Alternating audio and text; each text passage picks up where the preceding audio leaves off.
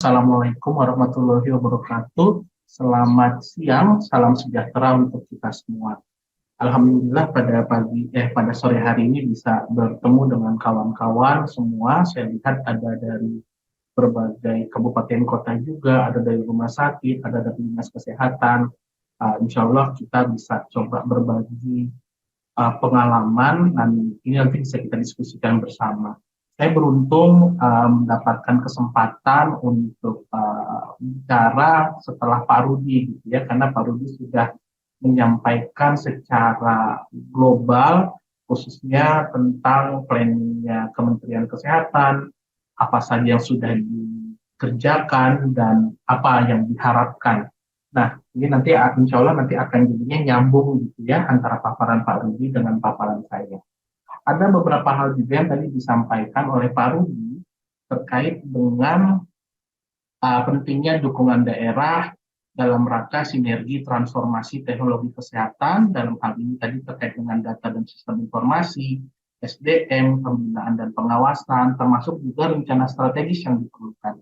Dan nanti secara besar juga nanti akan saya sampaikan dan nanti mungkin lebih detailnya mungkin dapat kita diskusikan dalam sesi diskusi. Saya izin share screen. Jadi tadi Pak Rudi di awal juga sudah bicara soal apa sih yang melatar belakangi kita melaksanakan transformasi digital di bidang kesehatan. Nah, serupa dengan tadi yang sudah disampaikan oleh Pak Rudi,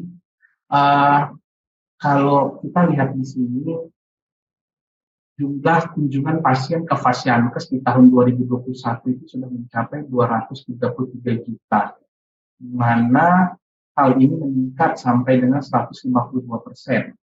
Nah, sehingga hal ini membutuhkan sebuah tata kelola data secara digital untuk efisiensi pelayanan kesehatan. Dari sisi pembiayaan juga kita lihat bahwa sekitar 2 miliar rupiah itu biaya kertas per tahun yang dikeluarkan oleh rumah sakit IPC akibat masih menggunakan pengelolaan secara manual. Nah, tentu saja biaya besar yang dikeluarkan oleh Fasiankes akibat pengelolaan rekam medik elektronik secara manual belum termasuk beban tidak efisien pada tenaga kesehatan. Ada lagi banyaknya sistem informasi ataupun aplikasi. Tentu angka ini banyak variasinya ya. Tadi Pak Rudi ada bilang ada sekitar ratusan. Ada juga 60 sampai 70 di DKI sendiri angkanya sampai dengan 100 sampai 150 aplikasi ya. Jadi rentangnya memang sangat banyak. Tapi poinnya adalah banyak sekali aplikasi untuk masing-masing program. Dan kadang satu program pun ada versi nasional, ada versi provinsi, kadang ada versi puskesmasnya, faskesnya sendiri, sehingga para nakes kita habis waktunya hanya untuk mengisi laporan saja. Nah, tentu saja tata kelola pelayanan kesehatan seperti ini menjadi tidak efisien, yang mengakibatkan pelayanan kesehatan ke masyarakat menjadi tidak optimal. Data kesehatan pribadi yang tidak terintegrasi, tidak akurat, dan memiliki interoperabilitas yang rendah berakibat tidak efisiennya administrasi kesehatan. Masyarakat juga tidak dapat memantau riwayat kesehatan pribadi dikarenakan rekam mediknya terpencar di berbagai pelayanan kesehatan yang pernah diaksesnya. Nah, sebelum kita masuk lebih lanjut, kita bicara dulu tentang dinas kesehatan sendiri. Karena nanti kita akan bicara soal apa sih peran dinas kesehatan dalam rangka nanti akselerasi transformasi digital kesehatan. Dinas Kesehatan DKI sendiri sesuai dengan Peraturan Daerah Nomor 4 Tahun 2009 tentang Sistem Kesehatan Daerah memiliki peran sebagai regulator. Mana ada Sudinkesnya itu sebagai evaluator dan UKPD atau UPT sebagai operator. Nah, fungsi regulator ini nanti akan menjadi highlight kita karena nanti menjadi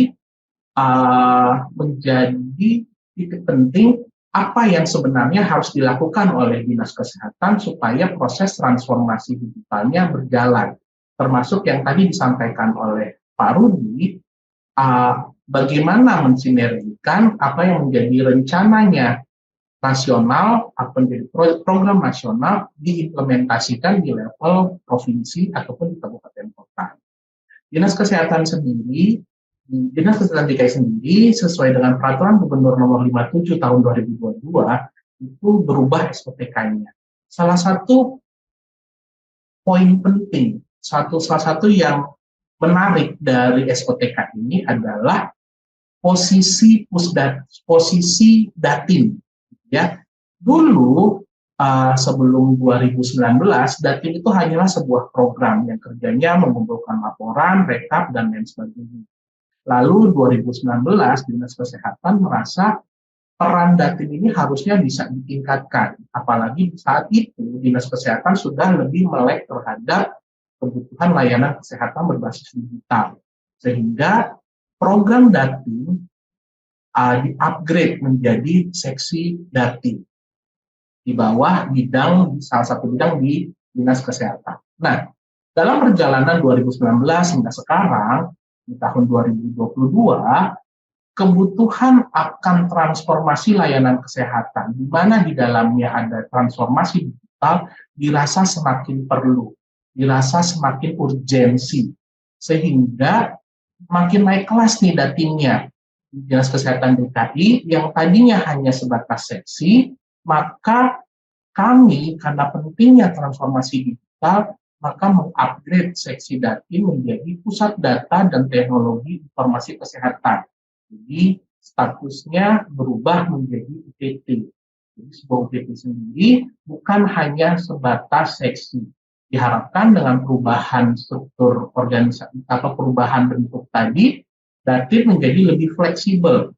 Datin menjadi lebih mampu bergerak cepat maupun mengkoordinasikan dengan berbagai pihak karena posisinya tadi sudah sebagai UPT. Nah, ini saya sedikit cerita dulu tentang profil Fasiankes di DKI Jakarta karena ini nanti sedikit akan menjelaskan bagaimana rumitnya, bagaimana kompleksnya nanti kalau kita mau bicara soal integrasi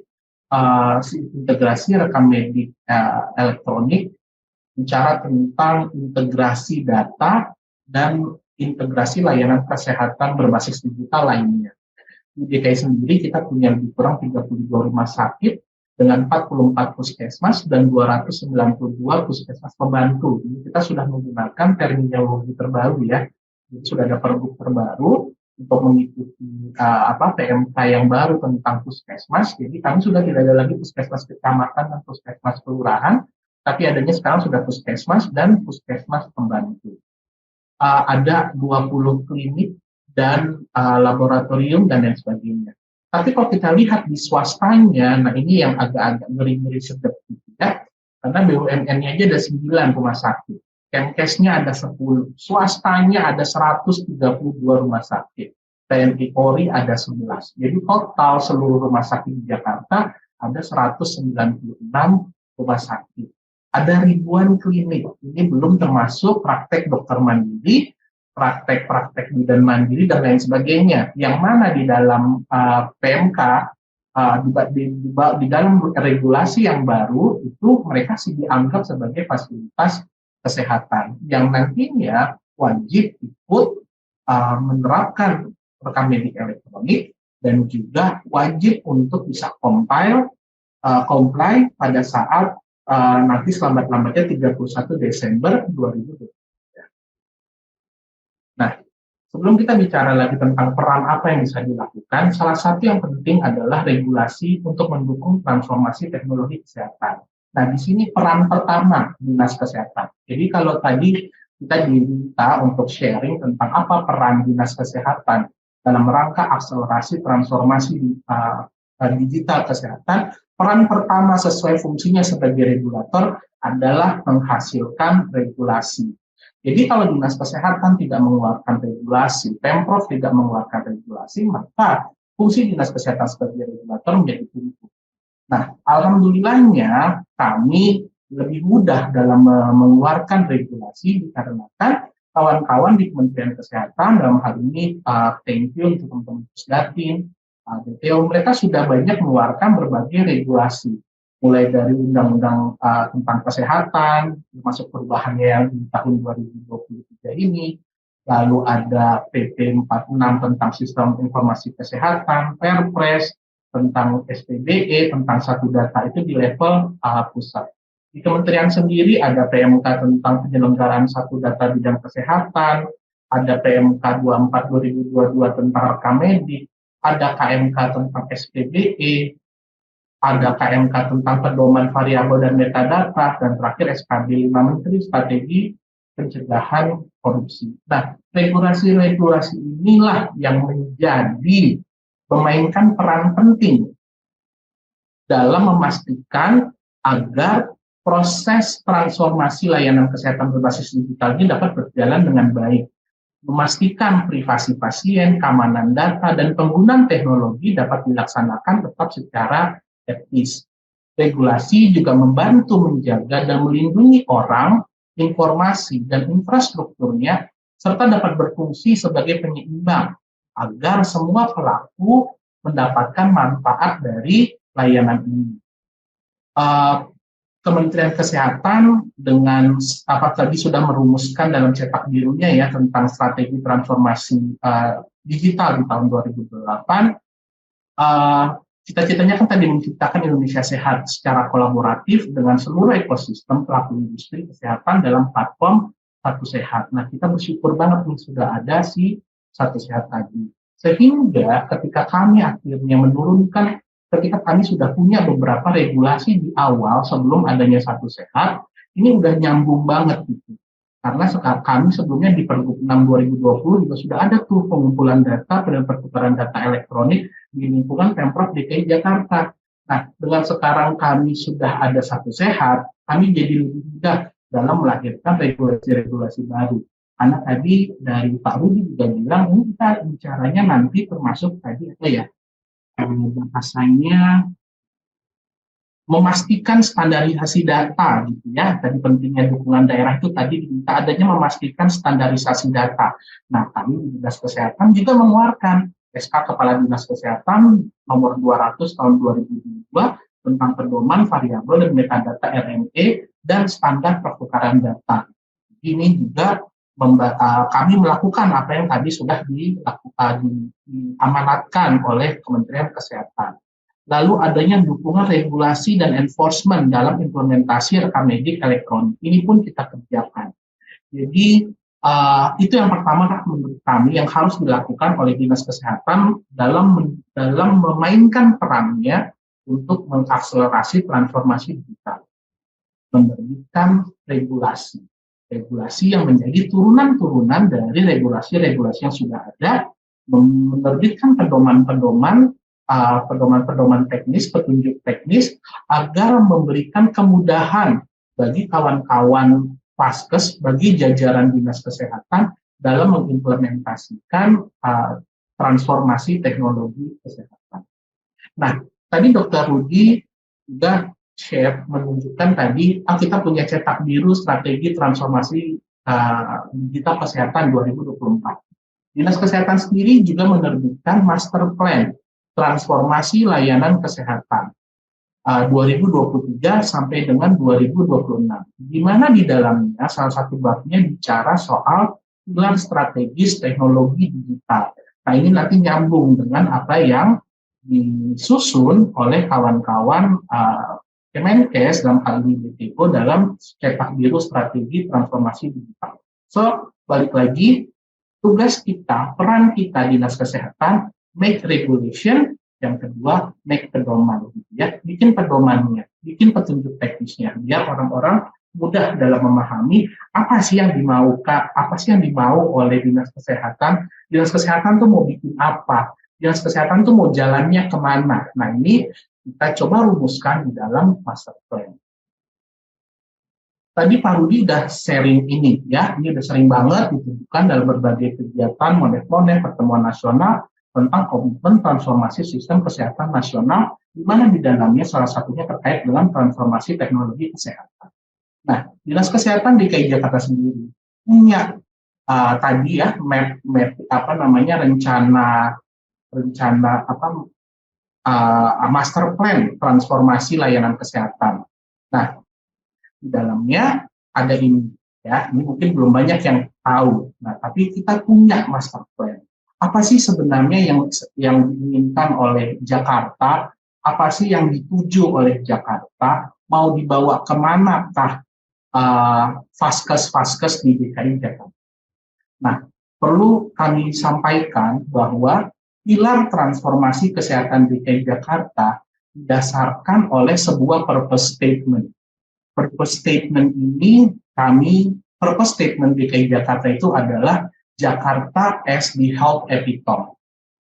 Artinya Jakarta sebagai teladan bidang kesehatan. Purpose statement ini dipercaya dapat mencerminkan semangat Dinas Kesehatan DKI Jakarta dan ekosistemnya yang selalu berusaha untuk terus berkembang dan menjadikan kualitas layanan kesehatan DKI Jakarta sebagai contoh terbaik atau teladan baik secara nasional maupun internasional. Semangat untuk menjadi teladan tersebut dibutuhkan untuk meningkatkan kepercayaan masyarakat pada kualitas layanan kesehatan sehingga masyarakat tidak perlu pergi keluar Jakarta untuk mendapatkan layanan kesehatan yang baik. Nah, adanya purpose statement tadi diperkuat dengan purpose pilar yang menggambarkan dampak yang ingin dicapai dalam jangka waktu 5 sampai dengan 10 tahun mendatang untuk Dinas Kesehatan dan ekosistemnya. Ekosistem ini artinya baik layanan kesehatannya, masyarakatnya, maupun lingkungannya. Purpose pilar tadi dirancang berlandaskan 3 aspek yang dalam teori sustainable practice based on long-term value, yaitu ada customer value, employee value, dan societal value. Nah, selanjutnya untuk mewujudkan purpose statement tadi melalui pencapaian purpose pilar, maka proses transformasi juga membutuhkan yang dinamakan tadi strategic pilar atau pilar strategis sebagai panduan arahan inisiatif strategis yang perlu kita jalankan. Pilar strategisnya itu adalah ada layanan primer, layanan rujukan, teknologi digital, tata kelola kolaboratif, dan sumber daya manusia. Nah, ini sesuai dengan yang tadi sudah disampaikan oleh Pak Rudi, gitu ya, dengan 6 pilarnya tadi. Nah, kalau kita pilarnya adalah ini. Nah, itu tadi regulasinya udah, pedomannya udah, lalu mau dibawa kemana gitu ya, harus jelas. Makanya tadi maunya jadi apa. Nah, jadi apanya itu tadi DKI punya purpose statement, how to achieve that, ada purpose pilar, how to achieve that, ada strategic pilar. Nah, tapi untuk bisa mewujudkan itu semua nggak bisa kerja sendiri, maka kita perlu mengidentifikasi faktor-faktor internal, faktor-faktor eksternal yang dapat kita kolaborasikan, yang dapat kita ikut berdayakan agar akselerasi tadi dapat terwujud. Nah, kita di sini mengambil konsep kolaborasi pentahelix, di mana kita melibatkan pemerintah, organisasi masyarakat, pelaku usaha, media, akademisi, dalam membangun jejaring untuk transformasi kesehatan. Dinas Kesehatan DKI Jakarta sendiri sudah menerapkan ini. Kami sangat-sangat bersyukur memiliki hubungan yang sangat baik dengan kawan-kawan di Kementerian Kesehatan, dengan teman-teman di Pusdatin, dengan teman-teman di DTO, teman-teman di Direktorat, ya, tidak terhitung berapa banyak support yang sudah diberikan oleh kawan-kawan Pusdatin dan DTO. Bahkan kami alhamdulillah menjadi bagian dari tim alfa ketika pengembangan integrasi rekam medik elektronik SIM-RS dengan rekam medik elektronik dengan Satu Sehat. Kami menjadi tim awal yang menjadi pilot project proses project ini gitu ya. Jadi ketika orang-orang lain belum, kami udah gitu. Ketika orang-orang masih baru tahap apa, kami sudah sampai tahap apa. Nah, ini tadi sehingga membangun jejaring yang baik, harmonisasi yang baik dengan pemerintah pusat, sehingga segala macam bantuan teknis, technical assistant, berbagai macam pelatihan, TOT, workshop, itu banyak sekali yang kami dapatkan. Sehingga akhirnya ketika kita bicara soal tadi peningkatan SDM, peningkatan kapasitas manusia, itu dapat berjalan dengan smooth karena benar-benar mendapat dukungan dari kawan-kawan Kementerian Kesehatan, Puskesmas, dan BPO tadi. Yang tidak lupa juga adalah tadi sesama pemerintah itu sesama dinas di lingkungan Pemprov DKI Jakarta, salah satunya Diskominfotik yang banyak membantu kami terkait dengan dukungan sarana prasarana, mulai dari internet yang baik, cyber security-nya, dukungan virtual mesin gitu ya, untuk memfasilitasi apa yang dibutuhkan oleh dinas kesehatan agar proses transformasi digitalnya dapat berjalan. Karena nggak mungkin ini kita anggarin semuanya sendirian, kita kerjain semuanya sendirian, apalagi ini bukan core bisnisnya dinas kesehatan. Jadi penting untuk menjalin hubungan yang baik. Peran dinas kesehatan itu sangat penting dalam rangka tadi menjalin hubungan yang baik dengan pemerintah pusat maupun dinas kesehatan di internal Pemprov-nya. Lalu yang juga tidak kalah penting tadi organisasi dan masyarakat. Kami juga sangat berterima kasih ya, hubungan yang baik dengan kawan-kawan CISU, EPIK, dan juga yang sekarang nih kita lagi dengan teman-teman dari Teamwork Group ya, TWG nasional yang banyak sekali supportnya, banyak masukannya yang kita nggak tahu tadi kita mau ngapain ya, ini harus bagaimana. Tim ahli dari TWG itu luar biasa memberikan masukan buat kami agar memberikan arah what should we do, apa yang harus dikerjakan, kemana arah yang baik. Lalu juga kawan-kawan Persi, dalam ini khususnya Persi di Jakarta, karena nggak mungkin tuh nanti kita bisa masuk, tadi saya sudah mention ya, kita punya 196 rumah sakit yang punya kita sendiri hanya 32, sisanya itu punya luar, tadi 130-annya itu punya swasta. Nggak mungkin kita bisa kerja atau masuk langsung ke rumah sakit itu tanpa bantuan kawan-kawan Persi, termasuk juga kawan-kawan asosiasi puskesmas untuk kita bisa masuk di puskesmas juga.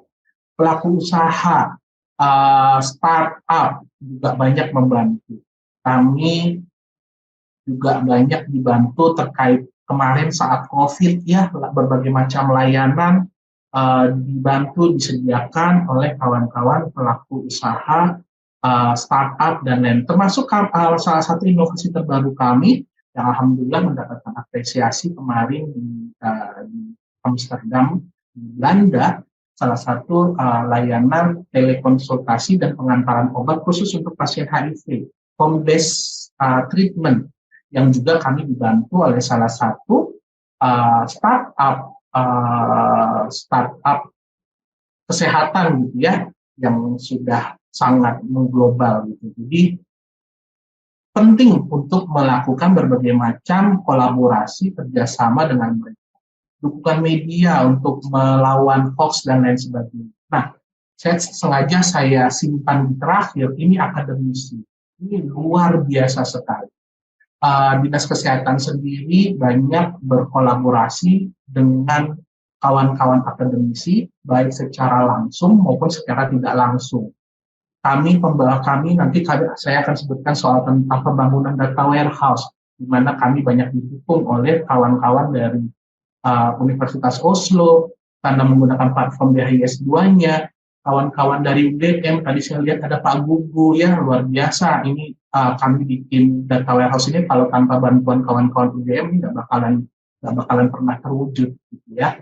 Belum lagi pemanfaatan datanya. Kalau tadi kita bicaranya membangun sistemnya, pemanfaatan datanya. Tak terhitung berapa banyak publikasi terkait dengan COVID, terkait dengan penyakit-penyakit menular dan tidak menular yang berhasil dipublikasikan baik secara regional, nasional maupun internasional, yang semuanya didapatkan dikarenakan proses pengumpulan datanya itu menjadi lebih baik, sehingga kualitas datanya pun menjadi lebih baik dan lebih valid. Nah, Dengan tadi kita sudah bikin regulasinya, kita sudah bikin pedomannya, kita membangun jejaringnya, maka yang perlu dilakukan juga adalah adanya sebuah inisiatif. Kita perlu doing something dong, gitu. Jangan cuma bikin regulasi terus diem doang. Terus kita kolaborasi terus bengong aja, gitu ya. Nanti yang diajak collab juga bingung. Ini Duntes ngapain? Nggak ada produknya, nggak ada yang dikerjakan, gitu ya. Nah, itu beberapa hal terkait dengan inisiatif transformasi digital yang kami lakukan. Tadi terkait dengan data, di sini kita ada data warehouse kesehatan, dinas kesehatan, yang modulnya terus bertambah gitu ya. Yang awalnya tadi cuma bicara soal apa ya, ada imunisasi, ada apa, nah sekarang udah ada SPM, sudah ada open data yang terakhir ini. Open data ini adalah data-data laporan yang dibutuhkan secara rutin oleh Pemprov DKI Jakarta melalui Diskominfotik. Ada sekitar 96 variabel data, itu udah nggak perlu lagi tuh laporannya direkap-rekap, dikirim dan lain sebagainya, karena kita sudah siapkan sistemnya sehingga kawan-kawan puskesmas bisa secara langsung menginput dan datanya langsung masuk ke Pemprov DKI Jakarta. Jadi nggak ada lagi perbedaan data, nggak ada delay data, nggak ada lagi nanti petugas di Sudinnya mungkin lagi sakit sehingga datanya belum bisa dikirimkan, atau petugas di dinas kesehatannya yang belum di TL gitu ya, karena sekarang begitu sudah masuk datanya di data warehouse, dilakukan verifikasi, datanya otomatis sudah bisa dilihat di Pemprov gitu ya, dan ini mereka bisa langsung lihat datanya baik secara numerik maupun secara visual. Nah, ini juga salah satu yang menjadi unggulannya Dinas Kesehatan, yaitu di developnya sebuah platform layanan kesehatan berbasis digital yang kami sebut dengan Jak Sehat, dengan berbagai macam fiturnya, mulai dari pendaftaran online, pemesanan ambulans, lalu ada screening, ada konsultasi, ada telekonsultasi, ada untuk layanan e-sertifikat dan banyak. Dan ini mulai dari 1, 2, 3 fitur sampai sekarang sudah belasan. Dan fiturnya pun terus bertambah. Dari yang tadi kayak Jak Ambulans, tadi awalnya hanya untuk panic button, lama-lama berkembang, sampai akhirnya kita bukan hanya bisa memesan ambulans, tapi sekarang sudah bisa sampai melacak posisi ambulansnya, seperti kita pesan transportasi online gitu ya, taksi online, udah tahu nih, si driver gokarnya udah sampai mana gitu ya, kita juga bisa seperti itu. Dan bahkan lebih, bukan cuma melacak tempatnya, bisa sambil komunikasi dengan driver ambulansnya. Bahkan di beberapa layanan ambulans kami sudah disediakan juga kamera gitu ya, sehingga petugas di comment center itu bisa secara langsung melihat live kondisi di dalam ambulans, sehingga dokter di comment center itu dapat memberikan arahan, perintah, instruksi kepada perawat yang bertugas di dalam ambulans terkait dengan kondisi pasien yang ada. So, banyak sekali improve yang dilakukan, banyak sekali fitur-fitur yang akan dikembangkan. Terakhir, terkait dengan inisiatif, kami juga dalam rangka pembangunan interoperability layer untuk dinas kesehatan, sehingga pada akhirnya nanti seluruh vaskes milik Pemprov DKI Jakarta dapat benar-benar terhubung di dalam circle-nya dinas kesehatan, baik itu layanan UKM maupun layanan UKP, nanti semuanya dapat terhubung dalam sebuah ekosistem.